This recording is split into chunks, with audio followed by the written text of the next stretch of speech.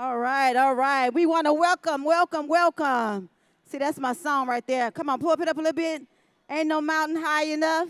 That's my theme this year. How many of you believe that ain't no mountain high enough that we going to make it over? Oh, wait a minute. I'm in the wrong place. I got to start over. Woo.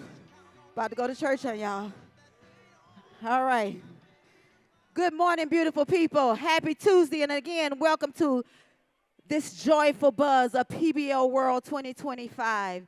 I am Dr. Lucretia Terrence, the Director of District Engagement here at PBL Works, and I have the honor of serving as your MC again this week, this year, on behalf of PBL Works. It is my extreme pleasure to welcome all of you to PBL World 2025.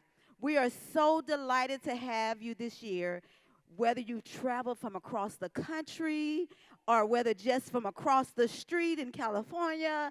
Thank you for showing up and for leaning in and for being a part of our powerful community. Now, let's give a special shout out to all of our first-time attendees. Where are you? Raise your hand. Oh my gosh. First-timers. I always say I remember my very first PBL World, feeling all of the excitement and the anticipation and the hope, and I hope you guys feel that same passion of all the things that transform the power through project-based learning.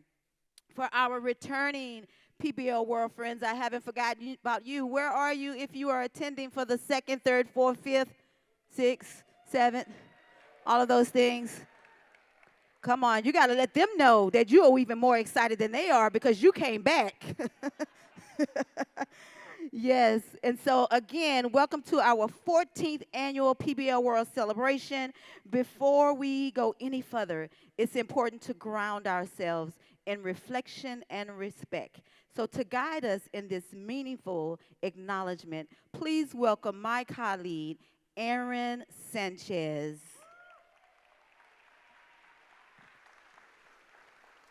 Good morning. I want to take a moment to acknowledge that the land on which we are hosting PBL World this week is the ancestral land of the Muwekma Ohlone and Wapo nations. They have stewarded this region since time immemorial, despite their lands being confiscated first by the Spanish, then Mexican government, then by the US government and the state of California. Both tribes are renowned fishers and basket weavers, making intricate baskets that are so precise they can hold water. I pay my respect to the elders, both past and present, elders such as Jim Big Bear King, a nuclear aerospace engineer who later became an activist in the American Indian movement, fighting for indigenous rights and freedoms. PBL Works commits to intentionally creating inclusive and respectful partnerships that honor the indigenous cultures, histories, identities, and socio-political realities. If you want to know more about the land you occupy and the land repatriation movement, we've provided links on the conference website. We know that an acknowledgement is only a first step.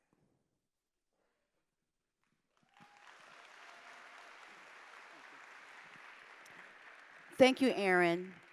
This year's theme is Igniting Hope and Empowering Change, which is the very essence of what we aim to achieve in our classrooms, in our communities, and beyond. So throughout this week, we'll write new narratives together, stories of hope that reflect our unique PBL journeys and stories that will ripple outward and upward to change beyond these walls. So let's start with the story of who we are. At PBL Works, we are current and former educators with experience in PBL and a deep respect for leaders and teachers.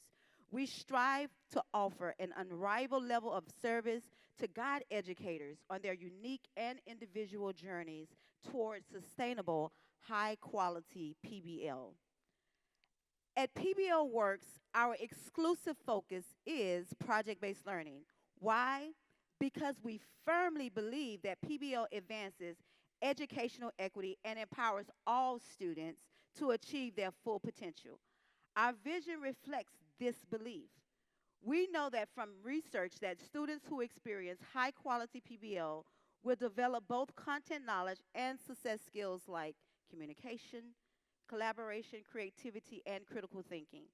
And that they will develop a stronger sense of self and start to see how they can contribute to their families and communities by applying knowledge and success skills in ways that make it ways and authentic that make authentic differences. We're committed to advancing racial equity at PBL Works, and we have identified 4 equity levers that are unique to PBL. They are to allow us to know our students deeply, challenge them with relevant and cognitively demanding learning experiences. PBL also requires an array of literacy skills that build upon students' homes and communities in a literary context. Finally, PBL can help us challenge traditional notions by sharing power between teachers and students in schools. PBL provides students more than just the traditional notions, like I said. It provides them to have a voice, choice, and agency over their own learning. As I shared with you before, our theme is igniting hope and empowering change. And we understand that each of you, as educators and as the beautiful humans you are, that we carry a distinctive and powerful identity. That identity holds tremendous significance. It shapes the way you teach, the way you lead, and the way that you love. The joy in our existence is more than just a celebration. It's a form of resistance, a powerful stance against adversity and against injustice and against systems that often try to dim our light. Your stories matter. They carry power. They shift perspectives.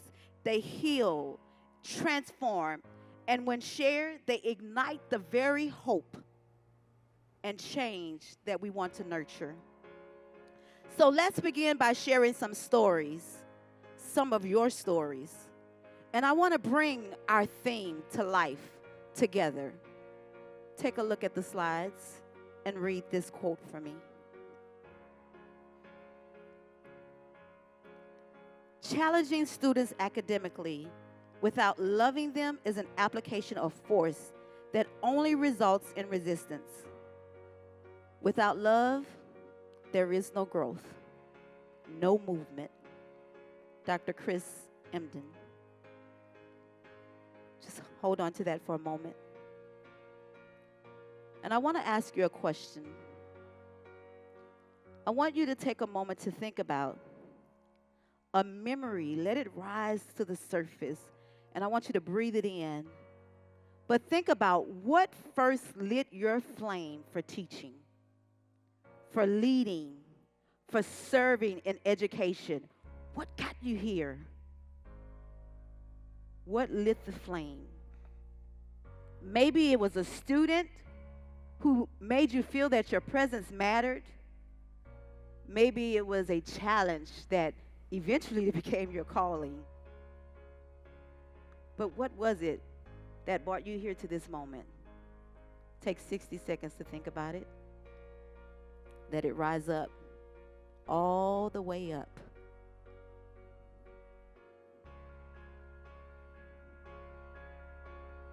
I see some of you nodding. That's right. That's what I want.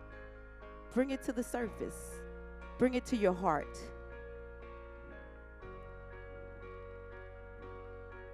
All right, here's the pace. I want you to share that story, and I want you to tell it boldly, and I want you to let it scream loudly in you to remind you of who you are and why you are here. So stand to your feet for me for just one moment. No tears. I see you already. No tears, no tears. But that's a good reminder of who you are. You matter.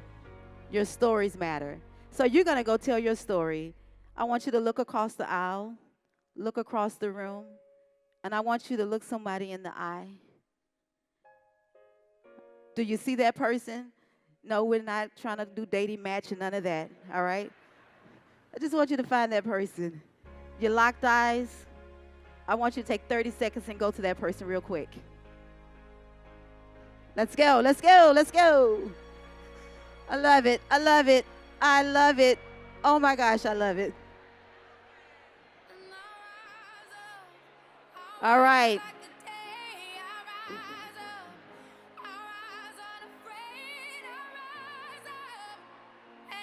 All right, I want you to take a moment to share. You have 90 minutes, 90 seconds.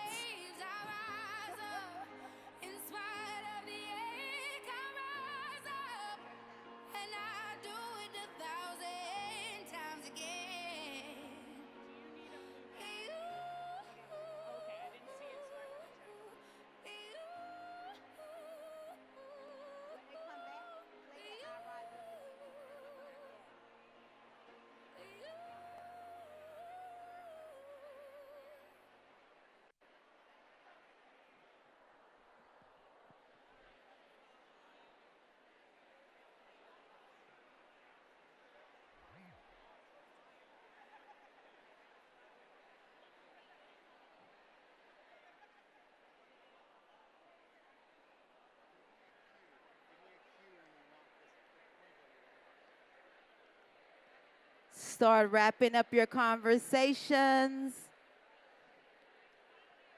Don't forget to thank the person for sharing their story. Thank you for sharing your story. We honor your story. In 5, 4, 3, let's head back to our seat.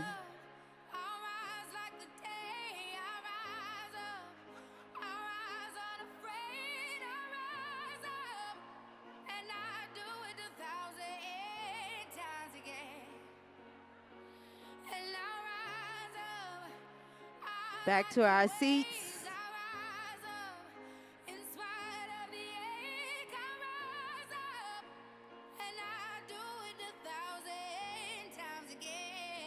I see y'all. Some of us need 90 minutes. We don't need 90 seconds. We got a lot to share. As we carry these sparks through the next few days, may we remember that hope is not passive, it's active, it's bold, it's contagious. And when sharing that hope with others, we empower change. So thank you for sharing a snippet of your story. Like I say, I see some of us wanted to just stay there all day. Not today. Wait till you get to that project, all right? It is now my joy to introduce and pass the mic to our PBL Works Chief Executive Officer, Bob Lands. Bob became the CEO of PBL Works in June 2015. Before taking the helm here, he co-founded Envision Education and was its CEO and Chief of Innovation. Bob is a recognized national leader in high school redesign, project-based learning, 21st century skills education, and performance assessment. He is also the co-author of the upcoming book, Project-Based Learning for All, A Leader's Guide, to be published in December. Take it away, Bob.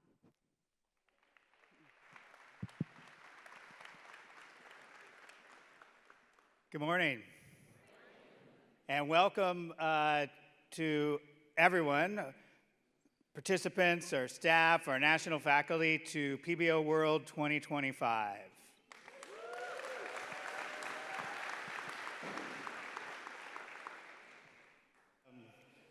I love that Lucretia's activity of sharing our spark.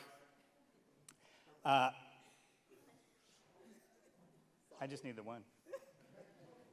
There we go. And I thought I'd share mine. And this was a spark towards leadership. I was a high school teacher in Marin County, California, about 20 miles southwest of here.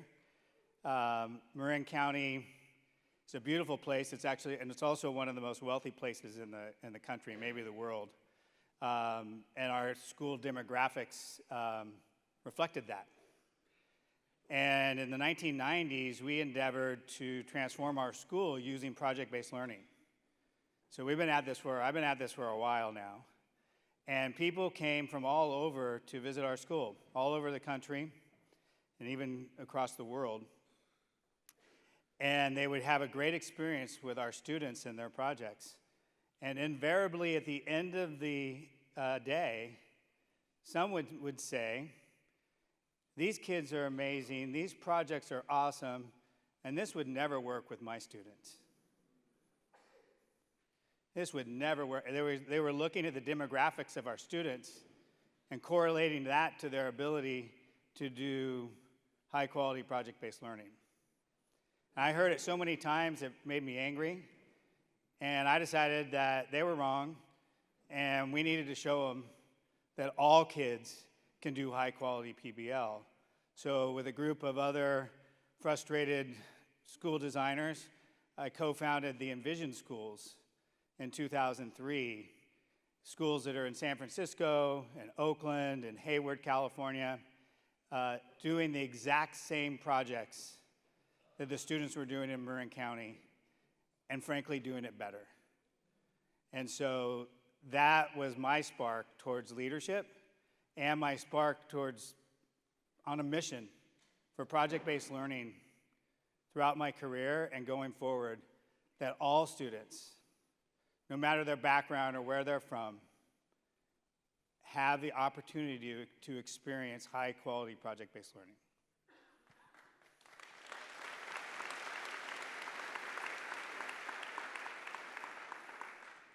I always tell people, all of you are, those of you who are the first timers here, you are so lucky. You get to go to PBL Teacher Summer Camp. I don't know about, many of you probably were a camp counselor like I was and had that experience of working with kids for a week, and then you get done and everybody's hugging and crying and just bonded together with your campers and your camp counselor. And we have the most amazing camp counselors, our national faculty here, that you get to spend the week with.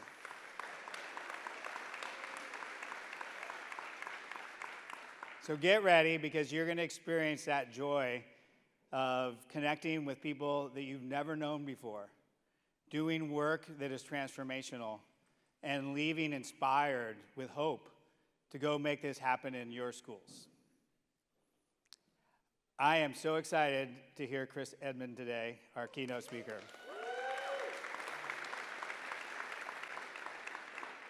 He was scheduled to give a keynote in 2020. And we moved it, we're PBLers, so we were problem solvers. We had a virtual conference that year. We had about 800 people online, and Chris was so gracious. He still did a Zoom keynote that was really inspiring. So I'm kind of have chicken skin thinking about what it's going to be like with him here in person. So I don't get to introduce him. We have somebody even better to introduce Chris. Our national faculty member, Jim Bentley. I know, Jim, I don't know how long you've been a national faculty. You've been national faculty as long as I've been the CEO, so more than 10 years. Jim teaches 5th grade.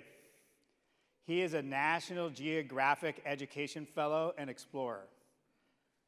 He's a nationally recognized teacher and designer. He is a KQED, which is our PBS station here in the Bay Area, Media Literacy Innovator. He mentors his students side by side as they create digital content about things that matter. And he just shared a moment of spark for him was when one of his students thanked him and said, "Well, we got to do real work today, not schoolwork." Jim contributed a chapter to Chris's latest book, From White Folks Who Teach in the Hood. So it's my pleasure to introduce Jim Bentley, who will introduce our keynote. Thank you. Appreciate it. Wow, good morning, everybody. How are you doing? Thank you so much, Bob. I appreciate it. It's nice to be here. It's good to see you all. A couple weeks ago when PBL Works asked, hey, would you like to introduce Dr. Chris Emden? I said, yeah, I'd love to. And they said, would you like to say a little something, kind of put your twist on it? I said, absolutely not. No, there's big room. There's a lot of people. There's a microphone. It's like, no, thank you. But I got to be honest, I maybe think, reading, listening to news and current events made me think a little bit. And I wanted to share with you an acronym that we use in our classroom, THINK, T-H-I-N-K. Before we say something, we ask, is it true? Before we do something, we ask, is it helpful? Before we say or do something, we ask, is it inspiring? Which I've heard that word used a lot. Is it necessary or is it kind? So when you think about, a room and an audience and a microphone, it can confer a lot of power to an individual. And sometimes the best thing that individual can do is hand the microphone to someone who has something of substance and worth to say, which is why I'm really glad to be able to introduce Dr. Chris Emden today. Forgive me, I'm going to use my notes because if there was a caption next to his photograph, it should say, done a lot of stuff. And I mean a lot. Dr. Chris, it's right there too. That's small though. Dr. Chris Emden is the Maxine Green Chair for Distinguished Contributions to Education, and he's a professor of science education at Teachers College and Columbia University. He is the director of the STEAM, Dream, and Idea Lab. He's the creator of Hip Hop Ed Social Media Movements, and he's the author of numerous award-winning books, including Ratchetdemic, Reimagining Academic Success. And most recently, like Bob mentioned, he co-authored, co-edited a book in 2024 from white folks who teach in the Hood, Reflections on Race, Culture, and Identity, which I was grateful and fortunate enough to contribute to Chapter 2. Among his many accolades, Emden is an alumni fellow at the Hip Hop Archive at the Hutchins Center at Harvard University. That is a lot of syllables. He has also served as a STEAM ambassador for the United States Department of State, and we are very, very excited to have him here with us today. I know you're in for a treat. Let's give it up for Dr. Chris Emden. Thank you so much.